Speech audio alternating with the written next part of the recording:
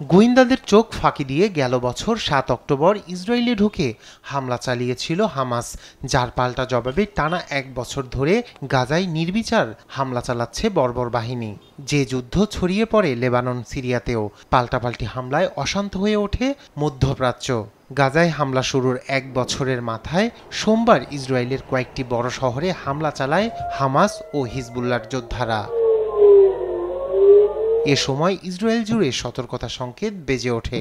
হাইফার দক্ষিণে ইসরায়েলের সামরিক ঘাঁটি লক্ষ্য করে ফাদি-1 ক্ষেপণাস্ত্র হামলা চালানোর দাবি করে হিজবুল্লাহ। হাইফা থেকে ৬৫ কিলোমিটার দূরের আরেক ইসরায়েলি শহর তিবিরিয়াসেও ক্ষেপণাস্ত্র হামলা চালানোর দাবি করেছে সংগঠনটি। ইসরায়েলের সামরিক বাহিনী জানায়, তিবিরিয়াসের উত্তরাঞ্চল লক্ষ্য করে অন্তত ২০টি ক্ষেপণাস্ত্র ছোড়া হয়। এর মধ্যে কিছু ক্ষেপণাস্ত্র প্রতিহত করেছে তারা। জালাল আলম সামরিক ঘাঁটিতে ইসরায়েলের সেনা ও সাজোয়াজান লক্ষ্য করে হামলা চালানোর দাবি করেছে হিজবুল্লাহ। এছাড়া উত্তর ইসরায়েলের কার্মিয়েল শহরে রকেট হামলা চালানোর দাবি করেছে তারা। লেবাননের দক্ষিণাঞ্চল থেকে ছোড়া ক্ষেপণাস্ত্রের আঘাতে হাইফায় অন্তত ১০ জন আহত হওয়ার খবর পাওয়া গেছে। যদিও ইসরায়েলের সামরিক বাহিনীর দাবি, ক্ষেপণাস্ত্র হামলায় ২ জন সামান্য আহত হয়। লেবানন সীমান্তে মর্টার হামলায় নিহত হয়েছে ২ ইসরায়েলি রিজার্ভ সেনা। এছাড়া আহত হয়েছেন আরও একজন। সোমবার এক বিবৃতিতে এ তথ্য স্বীকার করেছে ইসরায়েলি প্রতিরক্ষা বাহিনী IDF। একই সময়ে হিজবুল্লাহ গোষ্ঠীকে দমন করতে লেবাননে আরও সেনা পাঠানোরও ঘোষণা দিয়েছে ইসরায়েলি সামরিক বাহিনী। যুক্তরাষ্ট্রের স্টেট ডিপার্টমেন্ট বলছে, লেবাননে এখন পর্যন্ত সীমিতভাবে অব্যাহত রয়েছে ইসরায়েলের স্থল অভিযান।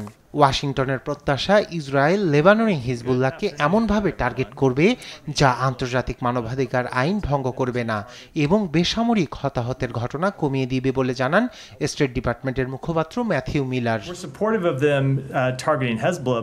আমরা হিজবুল্লাহকে লক্ষ্য করে তাদের সমর্থন করছি, তবে অবশ্যই আমরা আশা করি তারা হিজবুল্লাহকে এমনভাবে লক্ষ্যবস্তু করবে যা আন্তর্জাতিক মানবিক আইন মেনে চলে এবং বেসামরিক হতাহতের ঘটনা কমিয়ে দেয়।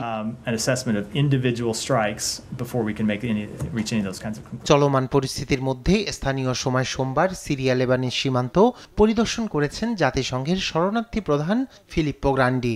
যুদ্ধের ফলে প্রায় ২,২০,০০০ বাসিন্দা সিরিয়া সংলগ্ন লেবানন সীমান্ত অতিক্রম করেছে বলে জানান তিনি। রায়হান কবি শুভ্র, নিউজ ডেস্ক, দেশ টিভি।